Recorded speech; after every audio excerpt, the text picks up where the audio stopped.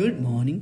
The psalm for this morning is Psalm 6. Psalm 6 is known as a penitential psalm because the psalm presents confession and humility before God. David is singing the psalm with a burdened heart, which reveals his own consciousness about the sin that he committed. David relates his present life crisis with his sin consciousness and tries to see it as God's chastening. David is composing this psalm with the understanding that God never favored the sin no matter whoever committed it. David's understanding about life is revealed in the psalm. According to David, one can never cover the committed sin before the Lord Almighty. This knowledge should plead with God for easing the chastening. Psalm 6 is important for us because it helps us to confess before God about the sins that haunt us and destroy our inner peace. Toward the end of the psalm,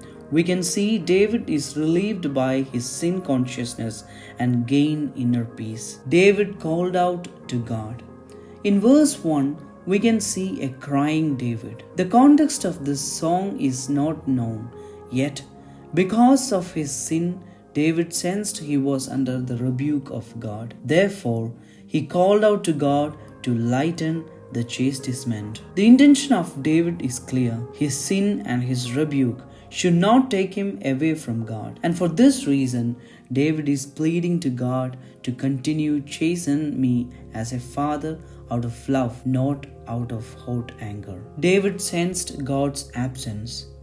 In verse 2 and 3, David is explaining how the absence of God is affecting his life. David sensed God's absence in his life. David knows that it is David's sin that paved way for God's absence. And this absence is affecting him badly, and he cannot withstand this absence. God's absence weakened David both physically and spiritually.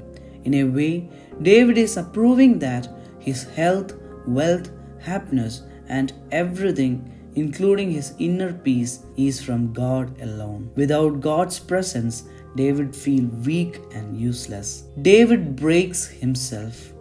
Verses 4 to 7 narrates heartbreaking lamentation of King David. His knowledge of God's absence forced him to break himself before God. This lamentation is genuine in every sense because he could not stop crying, seeking God's mercy. This uncontrolled lamentation aimed God's return to his life. David did not demand this return of God for free.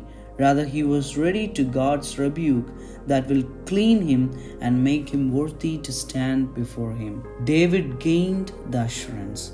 In verses 8, 9, and 10, David is proclaiming his confidence in God's forgiveness and return to his life. One thing that made him to say this affirmation was his attempt to depart from what it seems ungodly. After clearing all that question his integrity before God, David gains the confidence that now God will listen to my cry. Dear all, what does it mean by confession? A confession is nothing but cleansing oneself to re-establish the love once we lost with the Lord Almighty. As George Orwell rightly said it in his novel 1984, confession is not betrayal. What you say or do doesn't matter, only feelings matter. If they could make me stop loving you, that would be the real betrayal.